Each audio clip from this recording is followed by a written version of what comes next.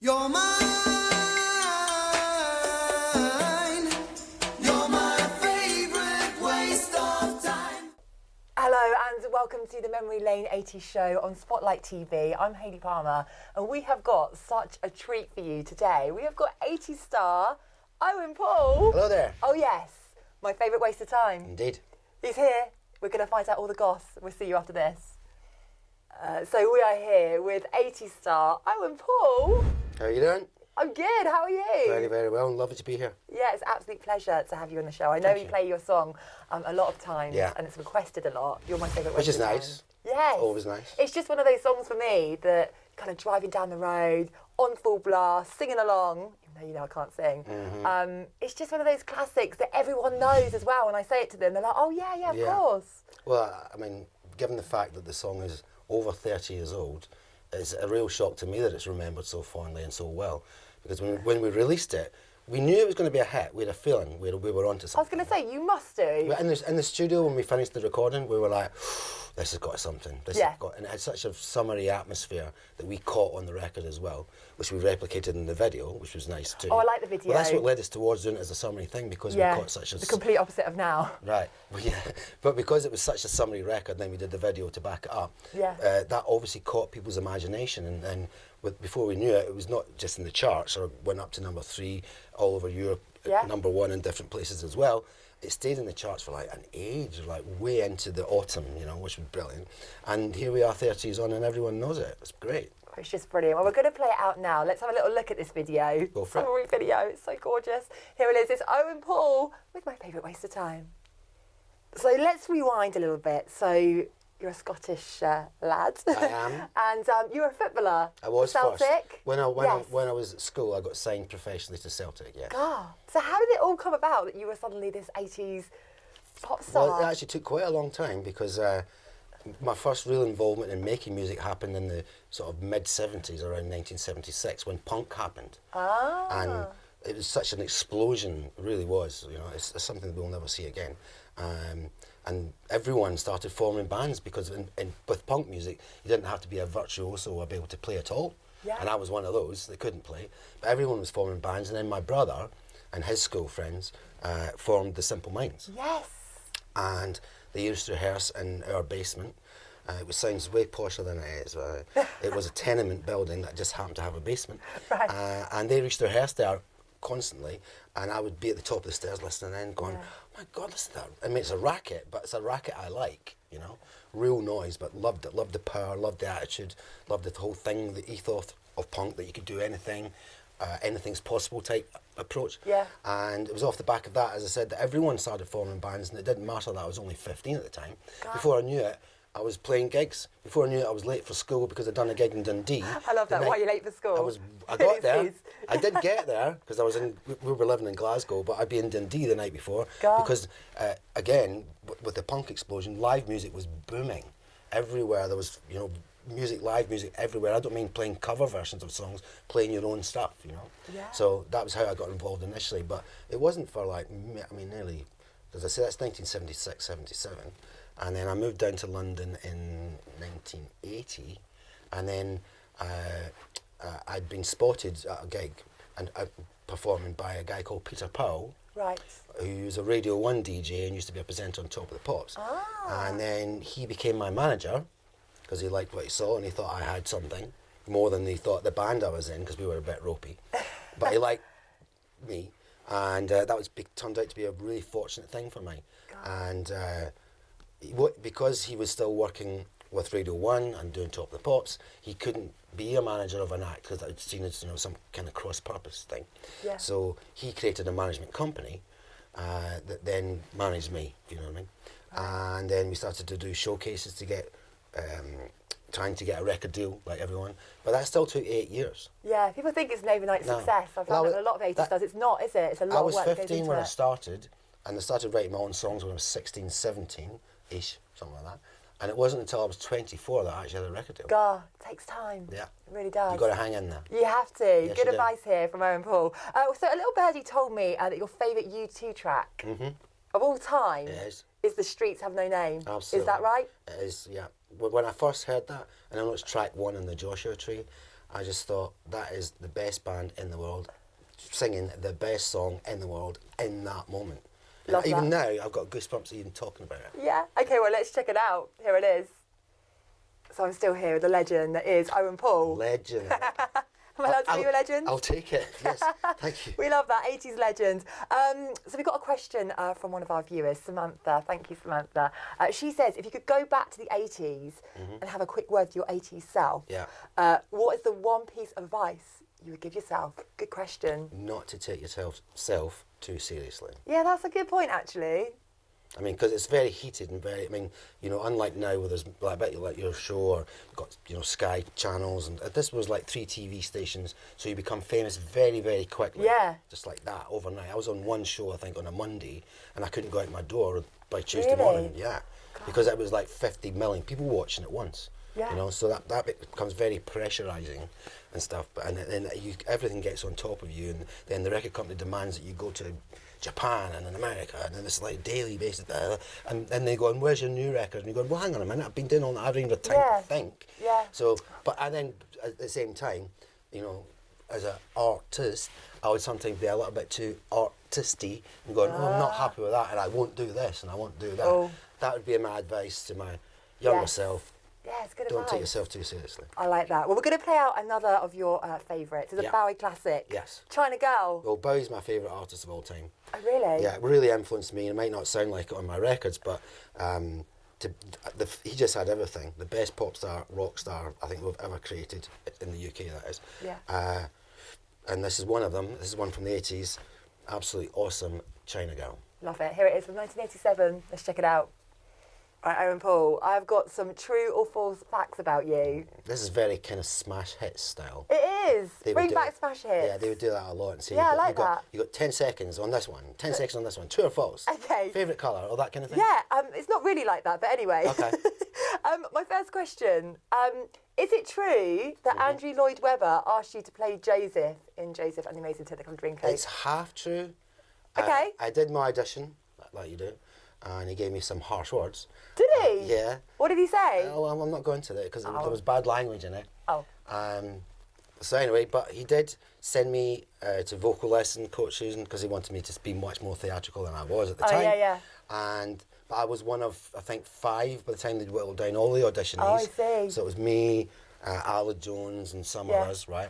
And he also sent me to the gym. Which, How was that which for is you? not how it's working anymore. For 9 months, I did repeated vocal exercises and coaching and gymnasium things. Before I knew it, I've got guns and muscles all over the place. And then we got down to the bottom 2. It was me or Aled, and they went with Aled. Oh, I can't believe that. Yeah, well, I believe it. And the show only lasted 4 weeks. So I wasn't. It should have lasted a year. So maybe he should have went with me. Okay, so half right there, like it. Your karaoke song is "Take That, Rule the World." Yes, it is. Oh, That's true.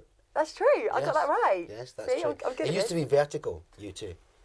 Ah, But that's too rocky and too loud for me, too high, actually. right, yeah. So now it's rule the world by Take That, yes. Like it.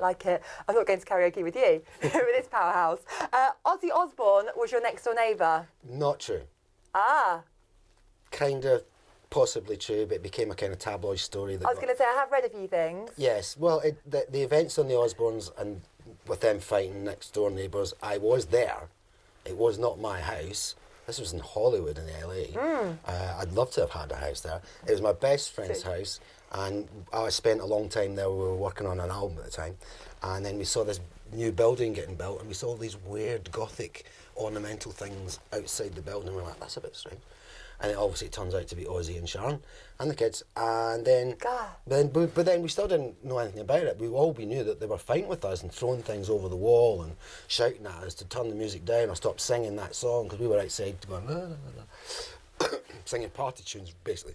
Oh, wow. So, Must have well, been it was Christmas and New Year time, so. Right. And I'm very, very traditional in the Scottish sense that we'd sing, especially have a big sing song for New Year's. Anyway, we had no idea they were filming any of it. No. Until somebody from MTV got in touch and said, would you sign the forms so that we can show the clips? We were like, can we see the clips? They were like, no. We said, well, we're not signing the forms. God. So in effect, they did broadcast it. It became the biggest show that MTV's ever done. the episode that I'm on, which is called something like Neighbours from Hell or The Noisy Neighbours or something, that became the biggest show of the series as well. And I was like, but our faces are all blurred out. Yeah. So because we didn't give them permission, so no one knew who was in it, obviously, and we didn't admit to being in it. No. When it started to get bigger and bigger and bigger, and then it became the phenomenon it is, and then some tabloid plus a few TV stations got onto the fact that it was me, and I was the guy singing the song next door. But they put two and two together because it's a better story. Hey, my God, one hit wonder Owen Paul was living as if I'd owned the house, because that's a better story. Yeah. But I never It's did an interview on it, so no one got to find out that it wasn't me. I was there, yes, and I was singing, yes, but it wasn't my house It at all. wasn't. Oh, good to clear that up. Yes. Like it. And you made a cameo appearance in Watchdog. I did. Really? Yeah. It was actually what's kind of started to, it's kind of kick-started me performing, doing 80s stuff and 80s festivals and television. I got a phone call from Matt Allwright from the BBC saying they were doing a piece on the Rogue Traders about some dodgy insurance scam that was going on. And they'd been filming it for weeks and weeks and weeks, and they wanted me to burst in at the end, you know, when they do the reveal and they suddenly show the guy that we've got cameras on you and all that, and they wanted me to burst in and sing, "You're man," do that, as they were getting caught, because basically when the guy that we're trying to catch that was running the company kept threatening people that wouldn't sign on the dotted line quick enough for him. "You're wasting my time, you're wasting my beep time, you're wasting my beep time." That was the connection. So I then did that piece for about, I don't know, it must have lasted all of 30 seconds. But in Watchdog and the Rogue Traders, massively watched show. Yeah. And off the back of it, it was as if, and you forget this, because, you know, booking agents and radio stations and other TV stations watch TV. Yeah. I said my phone was red hot. God. I think they thought I was dead. They thought, "Oh my God, he's still alive. Let's get him for that show. No. Let's get him on that festival," and whatever. I started to get a lot of work out of it. It was really good. Wow. Worked Okay. really well. And one more. You're on the Cocoa Pops advert. That's true. Hey. Yeah, Kellogg's. Can we say Kellogg's? Kellogg's. They actually. It was when they came up with a new brand of it called Cocoa Rocks. Ah. And I had no idea. No. I had no idea that that they had their new thing coming, because my kids were all eating breakfast cereals or whatever, and I'm sure they'd had Cocoa Pops before. But I was getting mad phone calls saying, "I'm sure on that new advert for Cocoa Rocks, I can hear you singing in the background." Well, because of the way it works in publishing, they don't have to tell you, Okay. right? Because someone else holds the rights to it. Ah. But sure enough, I got a whole new generation of younger people that recognise the song as a result of it being on. Wow. So it was very good for me. Cocoa Pops for me. And we're going to play out another of your choices. Grace Jones, Yes. Slave to the Rhythm, Yeah. from 1985. What does that song mean to you? It's just a masterpiece. Yeah. It's produced by Trevor Horn from Buggles, who's much better at producing than he was being in Buggles, but not that Buggles were bad. And he went on to make some phenomenally brilliant sounding records. But for me, this is the best of the lot. It really is. Let's check it out. Here it is. So I'm still here with the fabulous Owen Paul. Fabulous. Getting all the gossip. I'm like smash hits today, honestly. Fabulous and legend in the same. Yeah. I like it. He's loving it. Oh, I'll take it. Thank you. Well, we want to know what you are up to for the end of the year and coming up next year. What can we expect to see of you? The end of the year is mainly recording. Right. Because I've got a brand new album coming out next year, but the first track will be released in January. So we've got to get that love done that. before the end of the year. Next year, same as it has been the last few years, I'll be doing 80s festivals that you should go to, definitely. Yes. We need to go to this. Imagine all your 80s acts all in the one festival. The dream. Sometimes over 2 days, but sometimes just one. So like midday I'm on. Right. Half past midday, it's We're there. Altered Images, then it's Toya, then it's Kim Wilde, then it's Peter Cox, Richard Drummie, Go West Boys, then it's Erasure, then it's Mark Almond, Nick Kershaw. You can imagine it. We need to check this It's out. awesome. We'll put it on Twitter. There's how we can lots get there. of festivals out there. Yeah. And I'm also involved in a brand new album called 80s Rediscovered. Ah, yes. We were chatting tomorrow last week about this. Right. Yeah. And myself and many other artists are basically singing their favourite 80s tracks, but not their own. Yeah. Right? So I know they've got Doris from Five Five Star. Star. Yes, she's coming on the show And soon. they've got Lee John from Imagination. Yes. He's got one on. And I've sung a track and it's ready to go and it'll be released. What song is it? I'm doing A Different Corner by George Michael. Ah, that'd be amazing. Well, I've actually loved that song all the time, and I actually sing that live anyway. Wow. So as soon as Morrow approached me about the project, I said, for me, it's got to be this track that we Yes. record. So, and he thankfully let me do it. Oh, we can't wait to check that out. We will put details again on my Twitter how we can check that out. Sure. But we've got another song Yes. that we'd like to play out, The Smiths. Yeah. How soon is it now? Absolutely. For me, a bit like David Bowie's Heroes from the 70s, this is just what I call an absolute cacophony racket. And I love the Smiths, particularly Johnny Marr, but this is a brilliant merging of Johnny Marr's genius and Maury's brilliant lyrics. And it's got it all. Absolutely. How soon is now? Oh, yes, from 1985. Here it is. Ah, Owen Paul, it's been an absolute pleasure. And for me, thank you very much. Thank you so much. Have you Pleasure. enjoyed your experience? Yes. Oh, yes. I'll do it again anytime. Yeah, amazing stuff. We will be checking out your stuff. We can check you out on Twitter as well. Yeah. You're on there, aren't you? Owen Paul Real. Right. Facebook, the Owen Paul official page, or the Owen Paul, should I say, and the website's the same, theowenpaul.com. Amazing. Okay, so we will check And that I've got out. a song called Amazing as well. Ah, there we go. It's all rolling into one. It's all good.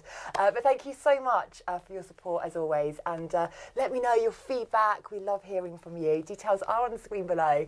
And no excuses. I will definitely see you next week. And big thank you to the legends. You can say that. That is You Owen can. Paul. Thank you. I'll allow that. Thank you. You're mine.